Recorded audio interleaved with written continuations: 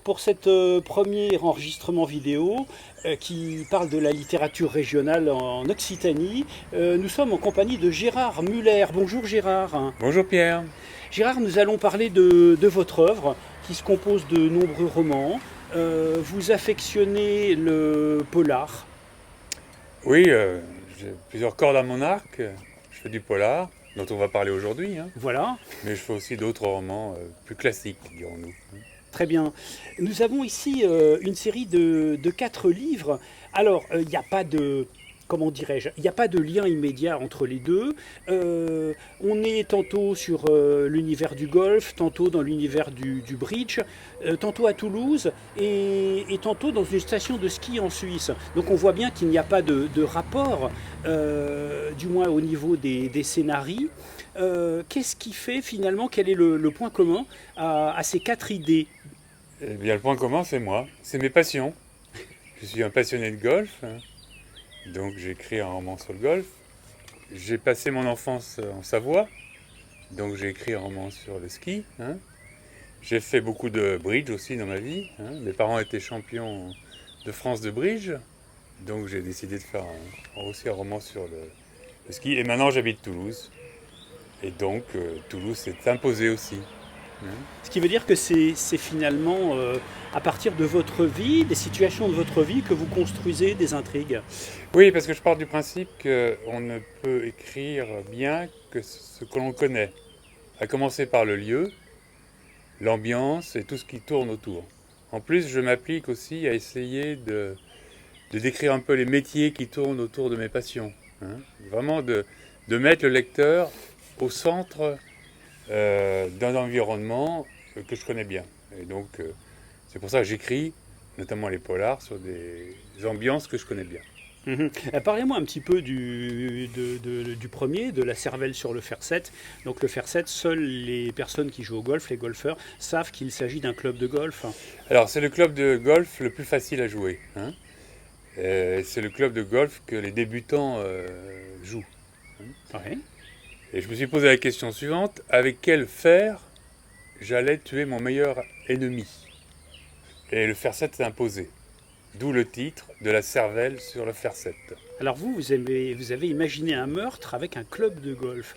Et tout ceci se passe finalement dans un golf de la grande région toulousaine, qu'on ne nommera pas. Voilà, c'est un golf bien connu des Toulousains, hein. Oui. Effectivement, il y a plusieurs cadavres qu'on trouve sur toujours le même trou. Je pense que c'est le trou numéro 5, hein. Et toujours avec la même mise en scène, c'est-à-dire on voit les traces du club de golf sur la tête ou sur le crâne de la victime.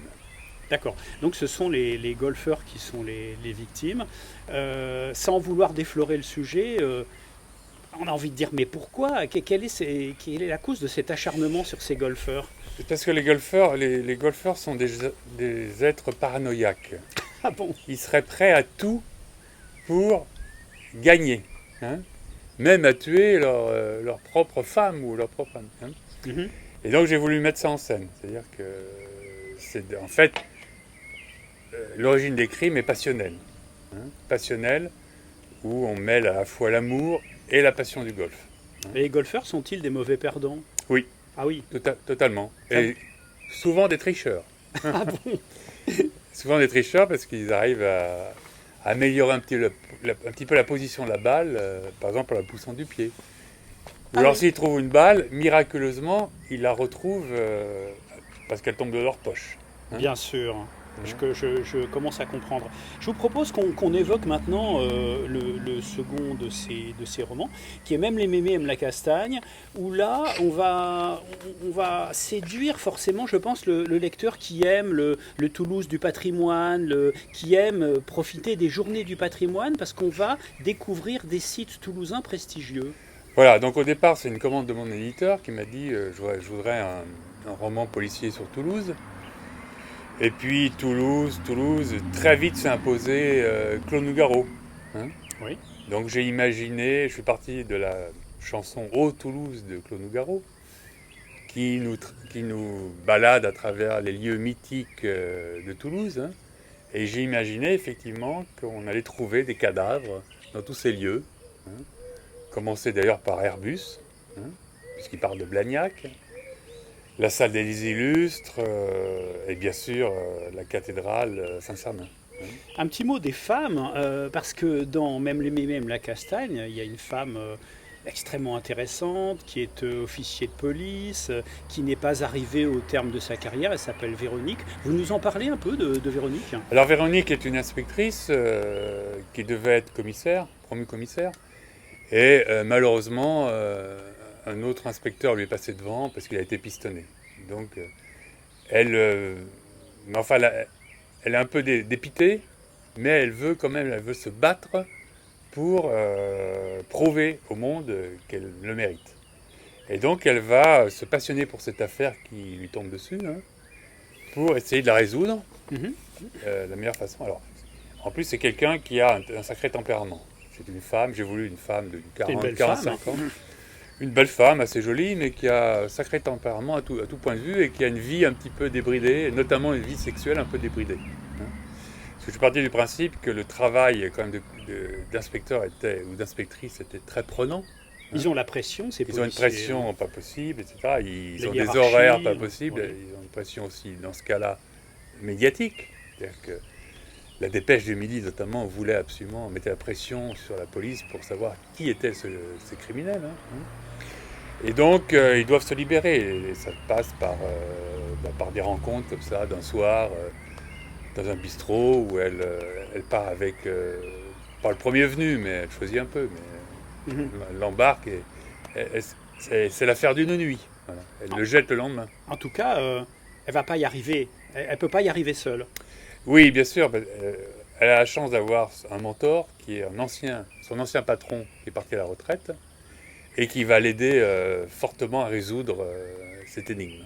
Oui, voilà, ça je ne sais pas si dans la réalité ça peut être comme ça, mais j'imagine quand même qu'entre les policiers qui sont encore en active et leurs collègues retraités, il y a forcément des liens d'amitié. Oui, et puis un réseau, c'est surtout le réseau. Voilà. Hein, puis il y a les réflexes. Hein, puis ça lui permet aussi de prendre du recul, c'est-à-dire qu'elle lui explique où elle en est, etc.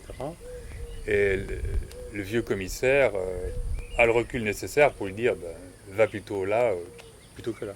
En tout cas, vous avez bien fait, et moi j'ai beaucoup aimé que vous nous entraîniez dans la salle des illustres à Saint-Cernin. Finalement, on se croit, je le répète un petit peu, aux Journées du patrimoine. Et là, on est dans le Toulouse intime, je trouve, le Toulouse intime des années passées. Tout à fait, oui. Alors, la salle des illustres, c'est là où je me suis marié, donc il fallait que j'en parle. Ne serait-ce que pour mon épouse. Hein. Non, en plus, j'aime bien cette salle, parce qu'elle marie à la fois un côté baroque, avec un côté cérémonieux, etc. Et j'ai imaginé effectivement qu'une femme de ménage allait trouver un cadavre, un beau matin, en faisant le ménage, au pied de la statue de Pierre de Fermat. Comme je suis ingénieur, en plus, j'aime bien Pierre de Fermat et son théorème. Hein. Voilà, et donc j'ai imaginé ça. Et après, la cathédrale Saint-Cernin, on est obligé d'en parler. Hein. En plus, c'est propice, il y a des tas de lieux dans la cathédrale où on peut cacher un cadavre. Hein. L'ambiance déjà est propice. Très bien.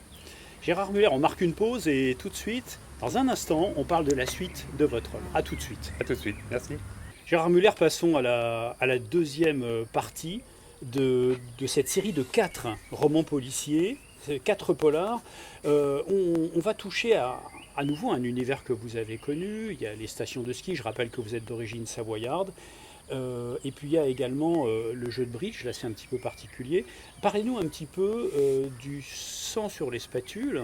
Alors ça ne se passe pas en Suisse, ça se passe dans l'une des plus belles stations de ski françaises. C'est un peu cosmopolite, non? Oui, ça se passe à Courchevel, qui est la station française, VIP, hein, où séjournent notamment beaucoup de Russes. C'est la station préférée des Russes. Donc il se trouve que c'est une station que je connais bien, puisque j'ai beaucoup skié là. Hein. Et j'ai voulu faire un roman policier où je décris tous les métiers du ski. C'est-à-dire qu'on est vraiment dans l'ambiance d'une station de ski. Hein. On va trouver un cadavre sur un couloir d'avalanche, on va trouver dans un vieux chalet de montagne, on va trouver un autre cadavre dans un œuf. Vous savez, les télébennes. Hein, Et les hein. télébènes, oui, voilà. Un autre cadavre va être trouvé par un dameur, les gens qui dament les pistes le soir. Hein. Et donc c'est l'occasion de parler de tous ces métiers dans une ambiance un petit peu VIP, hein, avec un KGB, parce que les Russes, qui plane au-dessus de tout ça, hein, et qui donne un petit peu de sel à l'intrigue. Quoi. Oui, parce qu'au début, on a parlé des riches russes, hein, ces Russes fortunés qui vont au ski en France, en Suisse, dans les plus belles stations. Alors j'avais envie de vous dire, mais le lecteur va avoir une crainte. Il va se dire, on va s'intéresser que, entre guillemets, aux gens qui ont de l'argent. Mais pas du tout. Vous nous parlez un petit peu des pisteurs, vous nous parlez un petit peu des conducteurs d'engins, Des moniteurs, parce qu'en plus, il se trouve que les victimes sont des moniteurs. Ah. Et je dirais, c'est les plus beaux moniteurs de la station. Hein. Il y a du sexe là-dedans? Il y a un peu de sexe, oui, bah forcément, hein, Oui. forcément. Et il se trouve que quand vous êtes moniteur dans une station de ski, l'hiver, vous êtes bronzé, enfin au moins le visage. Oui. Et vous êtes un séducteur. Hein. Bon, il se trouve que une de mes héroïnes est une Russe tout à fait jolie, bon, qui est un petit peu botoxée, parce qu'elle n'est pas toute jeune. Hein. Et elle aime bien les beaux moniteurs. Mm-hmm. Voilà. Et donc elle en fait une consommation un petit peu exagérée. Et se prête au jeu. Elle se prête au jeu, oui. Et eux aussi. Oui, bien sûr. Eux, ça fait partie de leur... J'allais dire, ça fait partie de leur boulot. Enfin, presque. D'accord. Presque. C'est les à côté. Voilà. Et Ouais. c'est pas sans danger pour eux finalement, parce que... Ben non, puisqu'on se retrouve à la fin, ils se retrouvent morts. Ouais, ouais, ils sont assassinés. Ils sont assassinés, un petit peu aussi, presque émasculés aussi. Donc, effectivement, derrière, il y a une trame un petit peu sexuelle et dans l'intrigue. Quoi. D'accord. Et si, la présence, vous avez choisi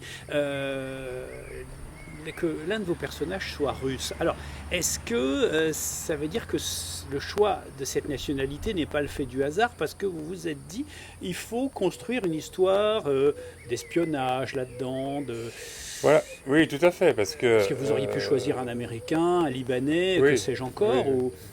Mais non, quand on passe à Courchevel, on pense russe. Hein, il y a toute la nomenclatura russe qui va skier, là. Enfin qui allait skier, je ne sais pas Oui. s'ils vont encore. Oui. Alors, encore une fois, russe, parce qu'à cause du KGB, et l'assassin, finalement, va orienter les inspecteurs, ou l'inspectrice d'ailleurs en charge de l'enquête, encore une fois. Encore une femme. Encore une femme, je ne sais pas pourquoi. Oui, une policière. Va les orienter vers une piste russe, une piste KGB. Hein. Alors, est-ce qu'à la fin, c'est cette piste Mais quand vous qui dites sera la bonne? Vous dites qu'elle va les orienter, mais c'est un petit peu involontaire de sa part. On peut classer c'est ça totalement dans les volontaire. maladresses, non. Non, c'est totalement volontaire. Elle va lâcher des indices pour les orienter vers cette piste. Sachant que c'est une piste dangereuse pour la police, parce que ça peut poser des problèmes diplomatiques. Hein. Et c'est difficile d'aller enquêter sur des ramifications qui seraient à Moscou, par exemple. Ça veut dire que C'est pour ça que l'assassin sème cette piste. Alors en fait, comme on est dans une station de ski, est-ce que ce sont les gendarmes qui enquêtent, hein? Alors, c'est un peu plus compliqué que ça, parce que oui, c'est les gendarmes. C'est une station de ski, Oui. c'est pas En dans zone une ville. gendarmerie, comme on dit. Voilà, c'est la gendarmerie de Moutier, qui est la sous-préfecture locale. Hein. Par contre, la gendarmerie n'a pas les moyens de la police scientifique sur place. Donc elle fait appel à la police scientifique de Chambéry, et notamment à une ingénieure. Et c'est elle qui va découvrir l'assassin, qui va résoudre l'énigme. En fait, dans votre œuvre, il y a quand même beaucoup de femmes qui sont dans des positions hiérarchiques déterminantes, et qui tirent un petit peu les ficelles. Oui. Alors, ne me demandez pas pourquoi, je n'en sais rien. C'est vrai que un de mes premiers romans, je me suis imaginé être dans la peau d'une femme. C'est un exercice d'écriture intéressant. Hein. Et peut-être que ça m'a séduit. C'est peut-être mon côté féminin. Vous en avez parlé à votre épouse ou pour essayer de construire les personnages ou... Non, non, pas du tout. Non, non, non, non. Non, non. Non, non, c'est mon imagination qui a fait le reste. Puis bon, je connais quand même beaucoup de femmes dans ma vie. Très bien. Hein. Je voudrais qu'on passe au quatrième de cette série de polars. Alors, le mort frappe souvent deux fois. Et là, on est dans l'univers du bridge, mais c'est quand même un petit peu particulier parce qu'on ne se contente pas d'évoquer le bridge. Non, non, on est vraiment, moi j'ai voulu faire un roman où on est assis à la table de bridge avec les cartes en main. Hein.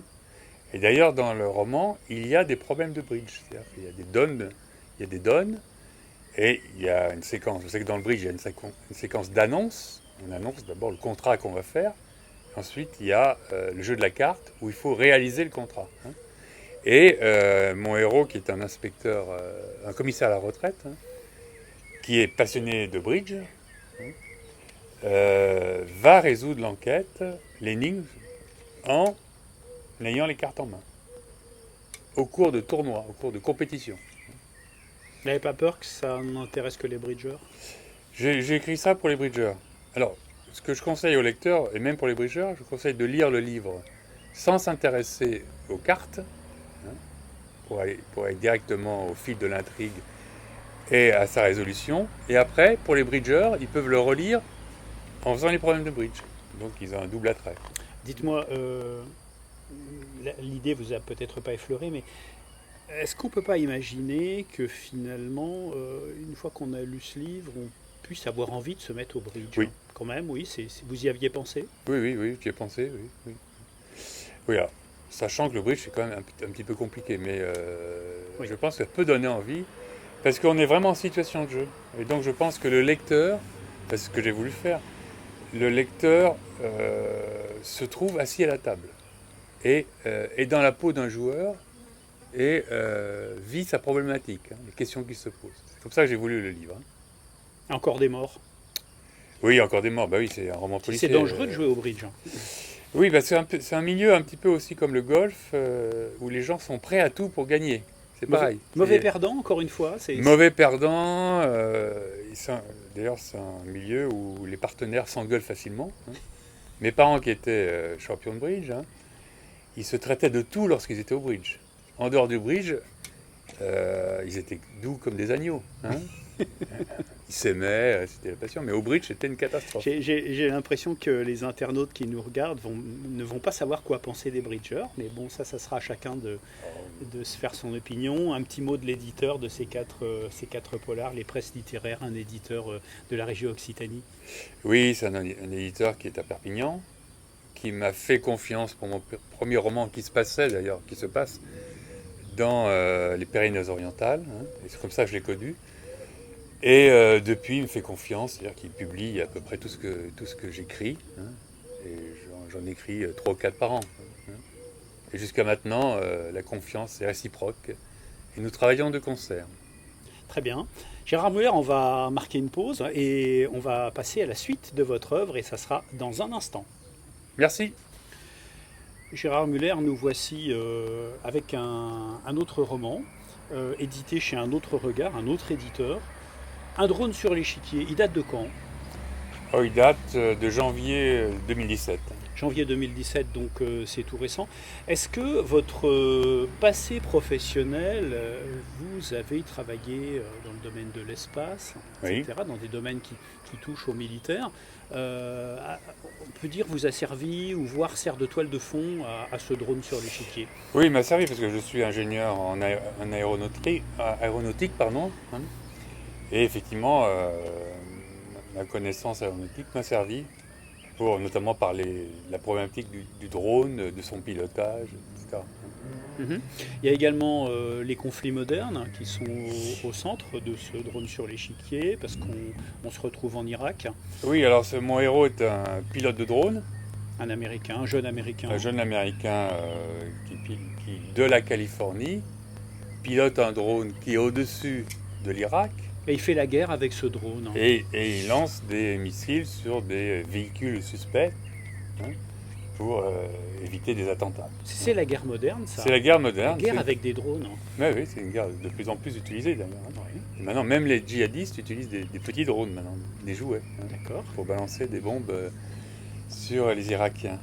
La Et guerre donc- à portée de tous. C'est Voilà. ça le drone. Et donc mon héros, bon, il est homosexuel, donc ça me permet aussi de parler de l'homosexualité dans l'armée américaine, avec toute la problématique. Et un jour, il lance un missile et il a un doute. Il a un doute, il dit c'est pas possible, ce véhicule n'était pas suspect.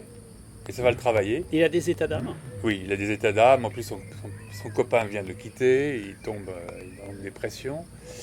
Et donc ça va le travailler, ça va devenir une obsession.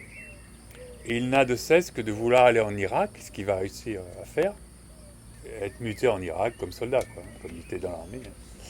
Et là, il va enquêter sur son acte pour voir qui étaient finalement ces gens qu'il a tués. Mhm. Et ce qui devait arriver arrive. À force d'enquêter, il est fait prisonnier et il devient otage des rebelles irakiens. Ça pourrait mal tourner.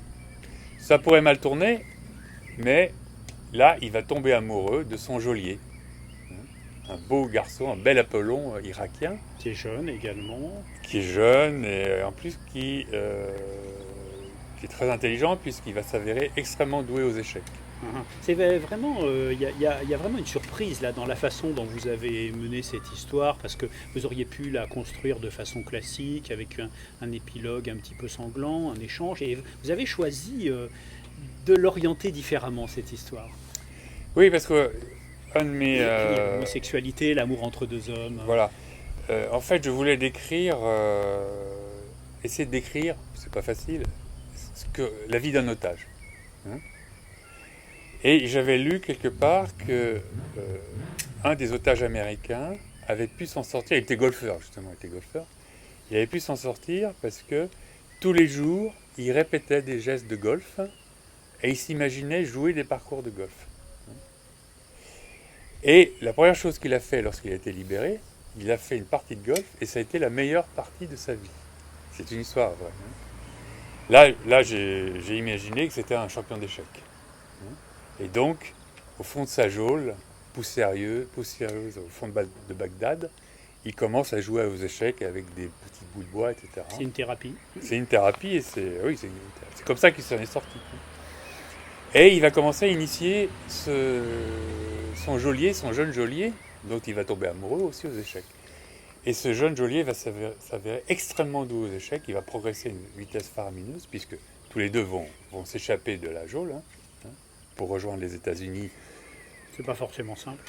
Non, c'est pas forcément simple, mais j'explique comment, par quel miracle. Et il va finir comme même champion d'échecs. L'histoire pourrait s'arrêter là, vous avez choisi de la prolonger. Alors j'ai choisi de la prolonger parce que, effectivement, lorsqu'il va devenir champion d'échecs, il va s'attaquer au championnat du monde.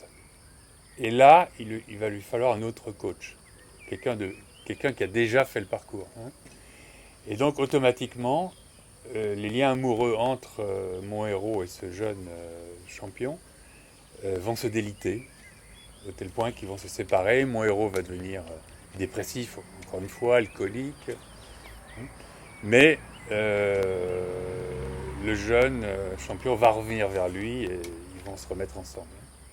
Après ça, derrière tout ça, il y a une intrigue d'espionnage. Il y a un jeu géopolitique entre le gouvernement américain, la CIA et les Irakiens, et le futur président de la République irakienne. Donc ça permet aussi de développer toute une problématique géopolitique entre les États-Unis et le Moyen-Orient. Est-ce que vous avez eu besoin de lire des articles de presse relatant des témoignages d'otages au Proche-Orient, au Moyen-Orient, pour essayer d'imaginer un petit peu justement cette situation qui est celle d'être au fond d'une geôle en Irak, en Syrie, que sais-je? Oui, j'ai lu quelques témoignages, mais tous ces témoignages ne parlent pas, pour des raisons peut-être de pudeur, de l'aspect de la vie de tous les jours. Du quotidien, des sentiments. La saleté, la chaleur, mais au-delà de ça, la promiscuité, uriner par exemple devant ses otages, avoir la colique, parce qu'au départ vous avez forcément la colique.